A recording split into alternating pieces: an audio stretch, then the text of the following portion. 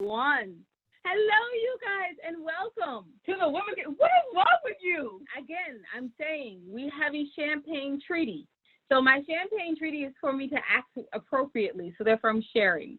No, it's not to act associately. It's not to not take the words out of my mouth. And she's only doing this, y'all, because I know if you've been watching our whole thing. Let me explain. She is only doing this because yesterday I ordered the box of champagne, the case of champagne, and so she's only asking, right, like probably until next week sometime after she's been nice and drank like half the champagne, and then she's gonna be back to what? You're not supposed to tell my secret. I am a lady after all. Ladies don't tell secrets. Unless it's about other ladies. Everybody knows. I think everybody knows. Yeah, that's true. Like, would love to drink champagne and with like Grand Marnier or like Jameson in it. Like, that's how we live our good life. Everyone knows. Champagne and Jameson. All right, we got to hurry up because now I got to drink. Oh, no. I like my mouth got set. I was like, wait, what? Oh, yeah, no. I'm working. All right, I'm Jay. Oh, and I'm on. Good job. We remember this. Elbow. What? Oh, and we should probably keep moving because Leslie is probably a busy person. She is busy. So let's talk about our literary life guide with pop poetry. We wrote the And I Thought series. Am I doing your job today? Yeah, we're sharing. Sharing is caring, right? Someone said that. I forgot who said it. Okay, like it's caring when you're prepared. I'm not prepared. But anyway, let's go. We wrote the And I Thought series. This is our first book, And I Thought Divorce Was Bad with Other Life Lessons. Wow. I'm taking it back. Yeah, wait. I'm taking it. It's also available. I owe you a bottle of cold champagne. It's also available on audible.com, barnesandnoble.com, and wait, Amazon.com. Yep, that's what I forgot. Yep. And then we have And I Thought Being Was Easy, which is an audiobook, and soon it's coming out very soon, and we're super excited. Yes, we know we've been promising it for 2 years, but you cannot rest the genius of Joe Sand. All right? So I know that you guys want to go out and get the ebook copy. Don't do it. Wait for the audiobook. It is so much better. Like, and it takes Winona, you say it. What? How much better is it? Oh, it's awesome. Okay, so when the narcissist tells you it's so much better, then believe her. Oh, okay, so much better. Wait for it to come out. It's coming soon. It'll probably. It's very shady over here. It does, doesn't it? It feels like a tree grill. It's beautiful. Yeah, so wait for it to come out on audiobook, and then we want all the other And I Thought series. There's a bunch of them, and then the Misfit Guides, and then If Only I Were Me, one of our only poetry books, available on Barnes & Noble. That's one. Noble.com. Only. I just combining that together. Or you can go on www.andwethought.com, hit the book picture, and then it'll just take you right on over to Barnes & Noble. You can buy it there. So whatever you remember first. And we are the co-founders of the 25 Hottest Indie Authors, Artists, and Advocate magazine. It asks $7.50, but it's 196 pages. So are you tired of being in the house doing, like, just looking at people? You can get that.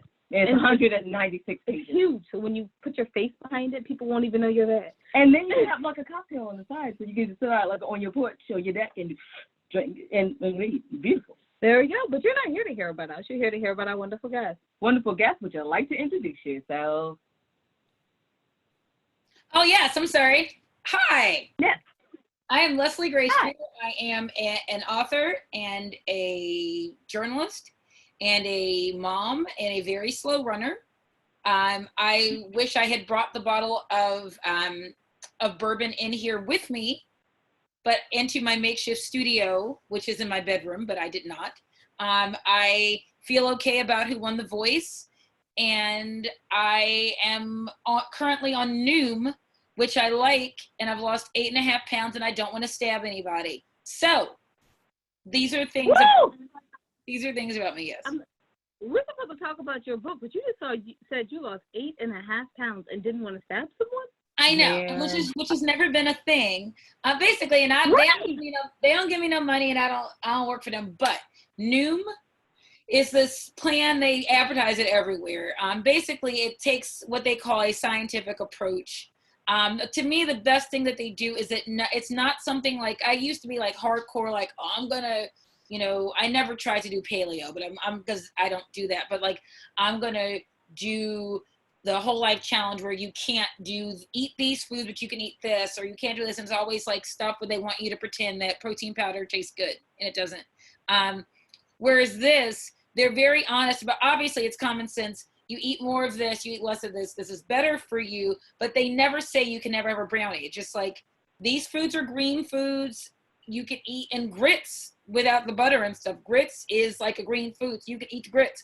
And then there's the yellow foods, and like white rice is in that. And then there's the red foods, which include wine and bourbon, and I have one a day at least.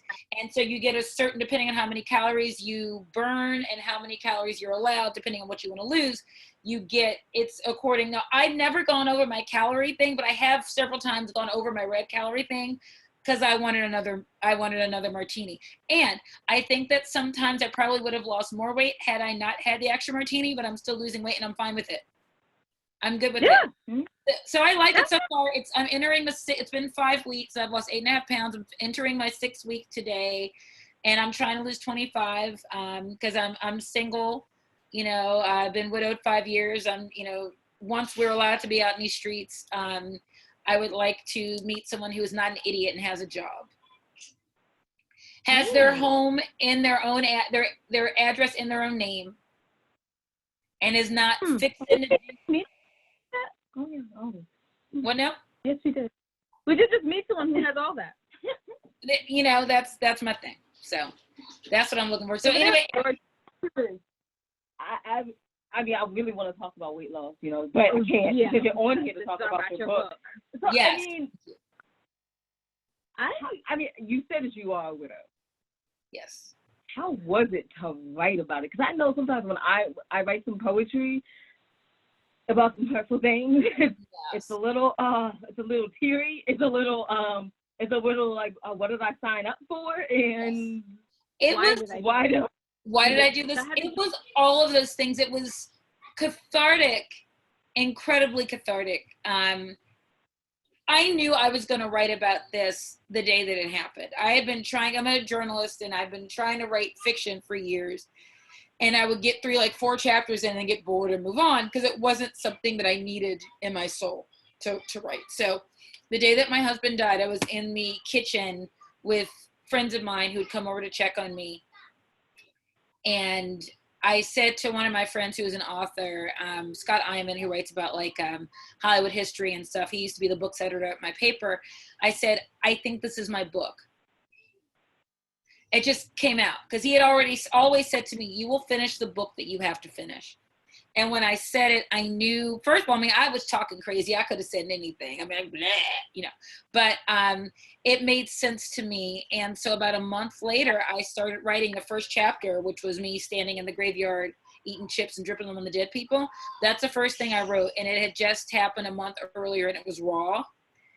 I started it, I think, at my mother's house in Little Rock. I just started writing, and it's something I needed to do until I just kept going. And it took me, because I was 15. So in 16, I started looking for agents. It took me a whole year to find an agent.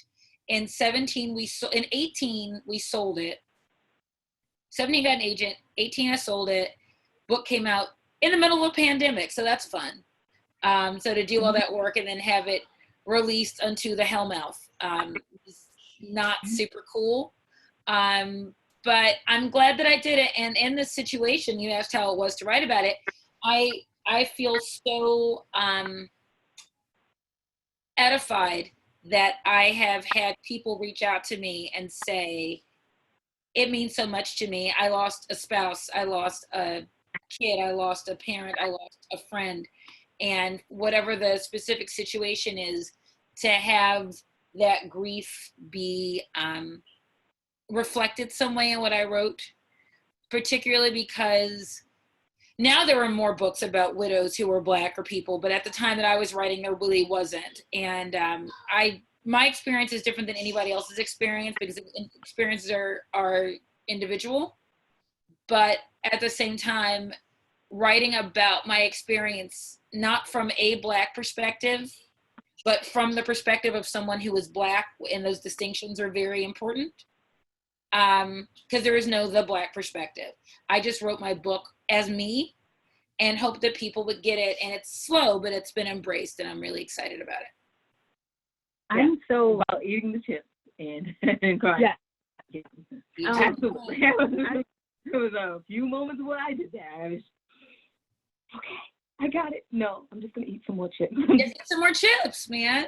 There's this line from, I talk in pop culture references, from Best in Show, the Christopher Guest movie from like 20 years ago, where Jennifer Coolidge's character is nervous because her dog is in show and she doesn't want to go into, and she goes, and she's eating while she's waiting. And she's like, I could go in there, but I don't want to. So I'm just going to sit here and eat. And she just keeps eating. I'm like, that is how I feel. That's how I feel. So I love the fact that you talked about something that happens to everyone, and it has been accepted as a book that just happens to everyone. I just wanted to say that, like, on air. Thank you. Okay, I didn't actually have a question with it. And that is honestly how I pitched it, because I had people I would pitch it to who would say, well, who is this book for? And I would say, generally, it is for people, because every person, unfortunately, will lose someone. But I don't mind saying that, once again, I wrote it as me, and that if there are women, particularly women of color, particularly Black women or Black people in general, who see themselves reflected at all, just talking about eating chicken at a funeral, or like just stuff, you know, but the hood being, I'm from Baltimore, y'all know about that. So I was not in the hood, but we were hood adjacent. It was like you could see the hood from over there. Because Maryland tends to be that, like we were talking, it's like you're someplace and you fall over a line and you're like, where am I in Oz? Where am I? What happened? And that's sort of how we kind of hide and hope nobody shows up. It's like, don't tell nobody we're here. But I wanted to write about that experience, and I've had so many women who are Black, particularly from the Maryland, D.C. area, talk about how they thought they were just reading a grief memoir, and then fell into a book that was also about Blackness. And I didn't try to do that. It's just when I was writing my backstory, I was like, I'm gonna just write about this. And it resonated, and continues to resonate with people. So that was really important to me. You give me hope for the future. You do. You give hope. Also, I have another question. Oh, dang, I did too. Well, it's okay. No, Jade, normally I have no questions. I know, so you're going for it. I'm excited. How do you think that being a journalist for all of these years helped you as you went to write the fiction story that was kind of truth-based, like life-based? There was to what? It was life-based, like kind of truth, life. Oh yeah, it was. Man, this is not fiction. This is not fiction. This is my story. That's what I was trying to say. It's a memoir. Yeah. It's my story. How did it take? Well, how did you take journalism? Well, because basically I wrote it like a journalist, in that I've been a columnist for a very long time. So I have written more and more over the last several years about myself and about things. And like when my father died in 2012, I wrote about that. And that was one of the first really big, you know, this is part of my heart stories. And once that happened, I knew that I had to, if I was going to write about these things, I could not edit it or make it polite. I had to write it. I mean, obviously there's editing, but I couldn't edit it as I was writing. I just had to just let it do what it did. And so when Scott died 3 years later, I thought, oh crap, I gotta do this again. And I made the decision. I was like, if I'm gonna do it, and it's my job to do it, I can't pussyfoot around it. I need to do it. And so it was helpful with the book, which is like a million zillion columns because it's so long.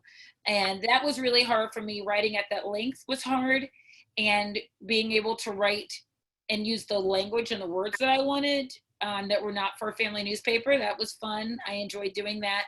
And just to be able to talk about some things. I mean, I'm not like the Kardashians. I wasn't going to write about like going to the gynecologist, or I wasn't going to write about, you know, gross stuff. But I also wanted to say, if this thing stuck in my mind as something that was important to tell the story, and I've told this story to my friends using this anecdote, should I try to replicate that in this? And I think I have a journalist's, I hope, sense of flow, you know, and a sort of a sense of what it is that's going to be important, because I wrote about myself assuming that people would care. or hoping that people would care. But I also wrote about things in a general sense so people will go, oh, it's a bigger theme. It's not just like I can't do the Kardashians because I truly don't care about them. And not that I don't, I'm sure they're fine, but I don't know them. So I don't care about people that I don't know and whether they're getting along and if their boyfriends are cheating on them, because I don't know them. And there's nothing about them that tries to be a bigger experience. You know, my book was, I'm a writer, first of all. So what I do is write, and I'm a columnist, and write it myself. So when I wrote my book, and I thought some people are going to go, I don't know her, whatever. But it's about a theme, like you said, it's about a thing that everyone goes through, but from a specific experience. So there are things like, for instance, if I see something about the Kardashians, I go, well, I hope they're okay. You know, I hope they're fine. But I don't want to watch their show because I'm not interested, but enough people are interested in them and what they do. That's great. I hope also people are interested in what I do, not because I'm going, let me tell you about who cheated on me, because I would never tell you. I would never say anybody's business, and it's embarrassing. I won't talk about it.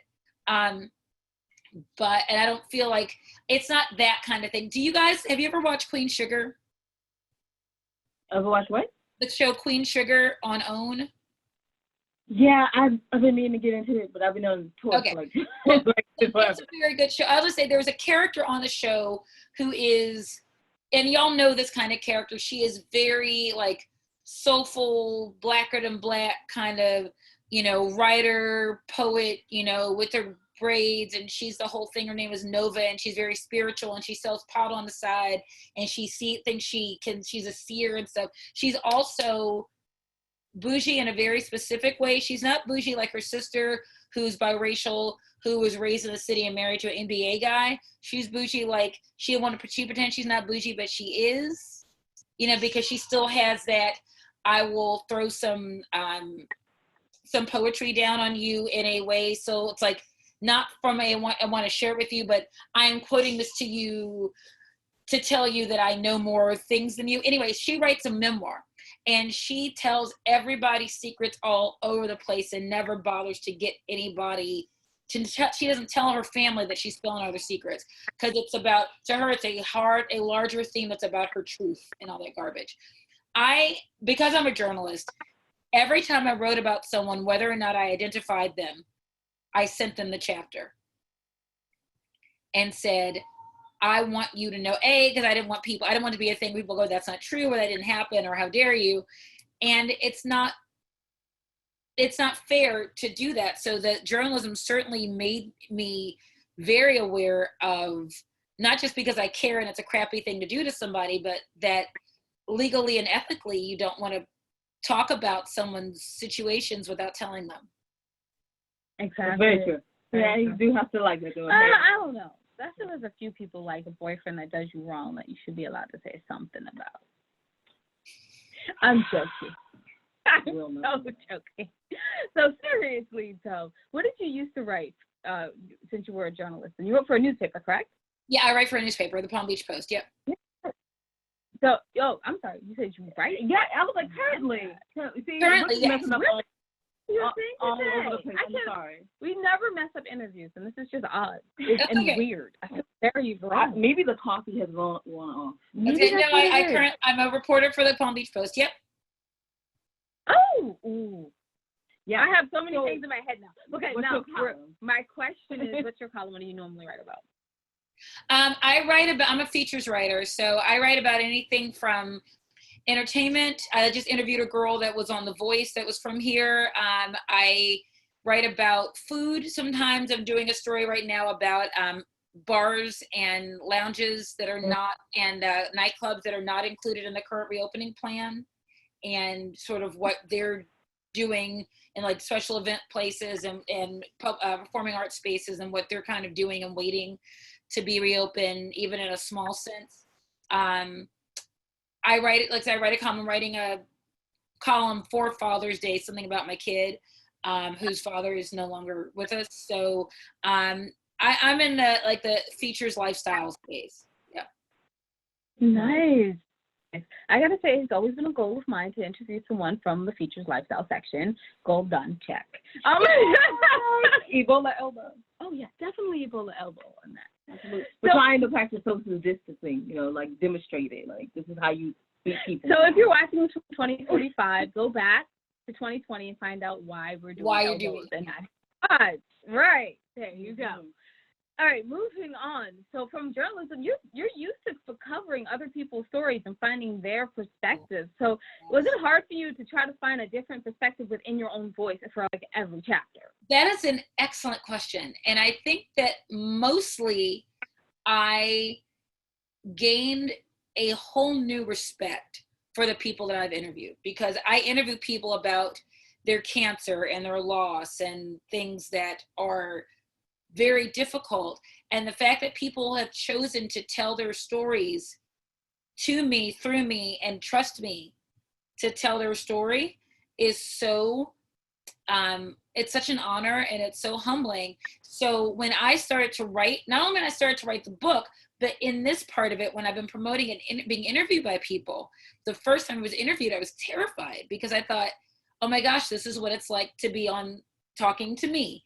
And like I said, it's an incredibly thoughtful question. So it's been interesting learning, for instance, that I give interviews, so I often find myself saying the same things over and over again. And sometimes I'll interview people and I'll read another interview and I'll say, oh, they use that same phrase, but I don't get mad because sometimes you're a human being. You've got, like, if you're like Harry Connick Jr. or BB Rexa or what people that I've interviewed that I know, for instance, had like 5 interviews in that space, there's only so many things to say. And really great different questions are rare. Like I said, this is a really good one. And no one has asked me that in that specific way. But I'll just say that the process has helped me, the interview process this way has helped me really think about what I'm saying. And in writing the book, it was what I want to read in this book. Often my pet peeve about a lot of memoirs is that it's clear that the person is holding back. And once again, I don't need to know everybody you ever slept with. I don't need to know what you had for breakfast. I don't need to know what your hoo-ha looks like. Pardon me. It's not like that. There are times where people are talking about experiences, but it's very surfacey. And I'm like, why would you write this book if you weren't actually going to say anything other than the money that you get from writing this book? Once again, I don't need it to be a tell-all, all your business, but I need to feel that there was some insight into who you are or why write this book. And so when I started to write about things and thought I could be very surfacey and waste everybody's time, or I could write the book that I would want to read if I saw this book. So. Exactly. Oh my goodness, she's done. It's like that is such an awesome thing. Sometimes I think like you want to write the book that you would actually want to read. Yes. Like, if I were doing it, this is what I want to read. Exactly. And I want to say 3 things I think here. One, we so understand what it's like to do the whole question thing, and then you got to find like you have like 5 interviews in that day, and you're like, so that was such a new inventive question. But I gotta find a new inventive way to answer it. You would exactly. You feel like you're writing a book all over again, except words is not like the same. You get to like hit backspace on. Exactly. And so I love that. I love how you gave us you worked us through the perspective for writing the book and for being interviewed. I hear that a lot about like when you're the person that's someone asking the questions and you're on the other side and they get all like, I love it. I love watching them. I feel I'm a horrible person. No, it's actually kind of fun. Like to interview people that interview. Oh. I'm on an interview. Bruh, stop. Pardon me. Someone's about to get snatched. Life is happening, and we love when life happens on the show. So we'll hurry up. So we love when life happens on the show because that means, oh, look, people actually have another life. We don't interview all day, people. We have lives. Although I wouldn't mind that job. If you can find a job where I can get interviewed all day long and they pay me for it and I don't have to act, sing, or I'm good. Okay, so the last question is, where can people pick up your book and where can they find out more about you? Well, they can go to my website, lesliegraystreeter.com. By the time this airs, I will have updated some things on my site, but I would love them to go to either your local bookstore. If they're not physically open, call them and order my book from them. Go to a local bookstore. Also, bookshop.net. Bookshop.net is an independent based thing. It's not Amazon. Amazon has enough money. Barnes & Noble has enough money. No, you can find my book there, but I would really rather you support the local businesses. Also, there is a organization that I'm part of called Lockdown Literature that is many tens, probably 30, 50 writers whose books have come out during this time, who didn't get to go on their tours, didn't get to do their interviews, that kind of thing. And so we've all been supporting each other. We have a Lockdown Literature website that is, well, it's a portion of a bookstore in San Francisco. And by the time this runs, the link will be on my website and you can buy from there. That is great. I feel like we're really supporting, because we came up with the goal that we wanted to support the authors in 2020 that didn't get to go on the bookstore. Yeah, absolutely. Because that was not fair. Yeah. And I love toys. So yeah, I do. Although you guys are missing wonderful things. Number one, you are missing out. Just be happy you're missing out on the time changes. Bad food if they're at the hotel, and occasionally bad hotels. What else are they missing? Oh, being exhausted. Yes. Beyond, like, you still have to do interviews as soon as your plane touched down. You still have to do all the interviews, but you're exhausted from the night before. Because be happy. You're missing no thing. Because you were in LA. But, yes. But now you're in Chicago. And so now you're like, oh, where am I? You're like, what time is it? Or like, you were in LA, but now you're in England. And now you're like, I might as well just stay up for 24 hours. So that's what you guys are missing. So enjoy that. Be happy you're missing it. Get your rest now. So then, like 2021, when you have to do all of the stuff. 2021 that we can keep this. Like I said, I was supposed to be on the Today Show that got canceled. I had all these things that were supposed to happen. I was supposed to read at the Edgar Allan Poe House in Baltimore. Supposed to do BookCon next weekend in New York.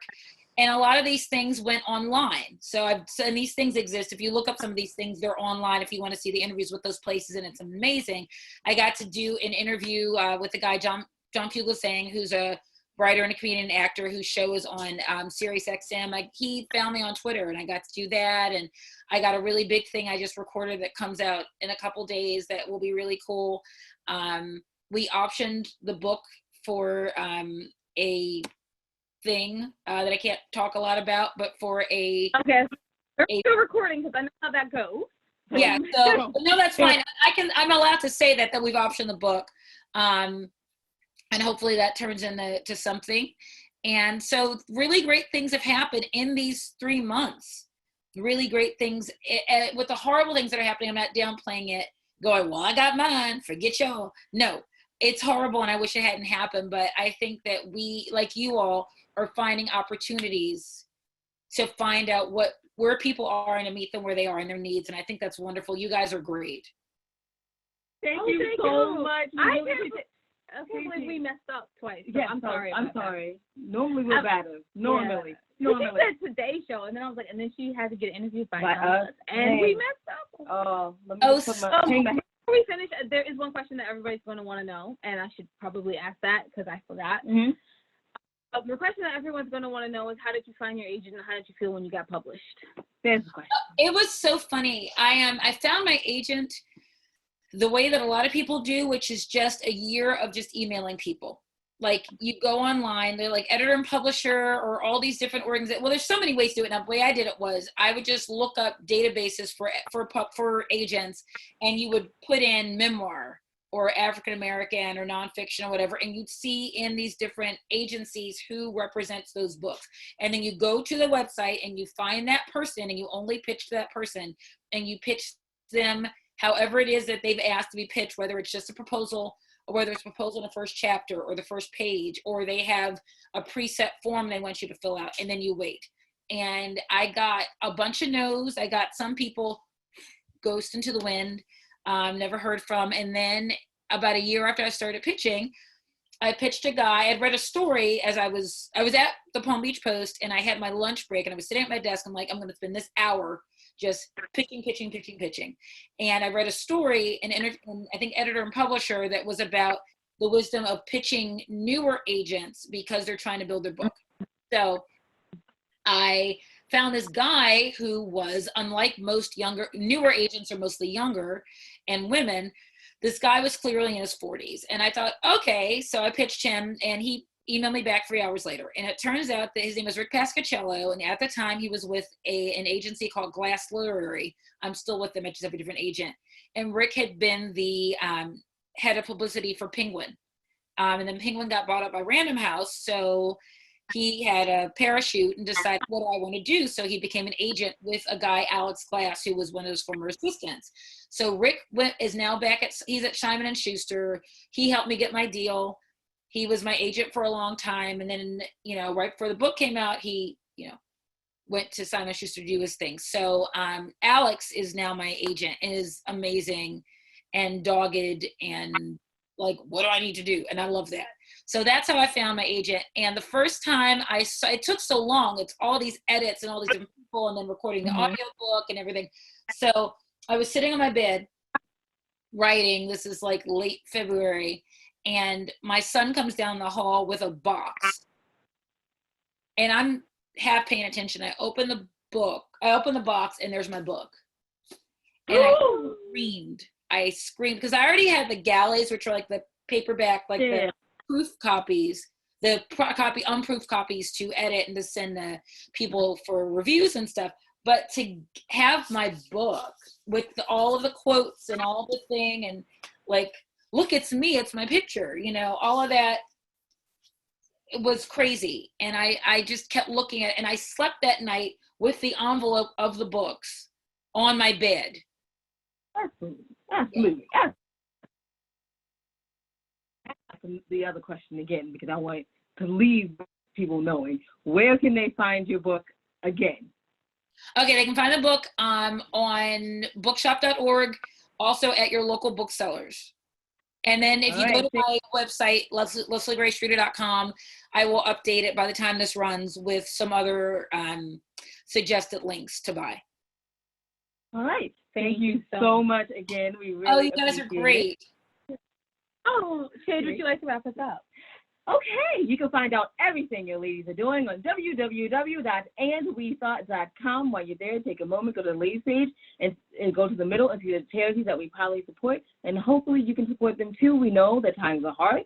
And so maybe you do not have the money to support them with, but maybe you're doing that massive clean out and you have clothes and books and things that you want to donate to someone. Consider donating to the charities. And also, if you have time or wisdom that you can lend them, maybe that too. So we thank you in advance for that. We really appreciate it. And just remember that if wisdom is all around you, if you're open to finding it and accepting it. So peace and love, you guys, from Winona and Jade. Bye. Bye-bye. Bye-bye.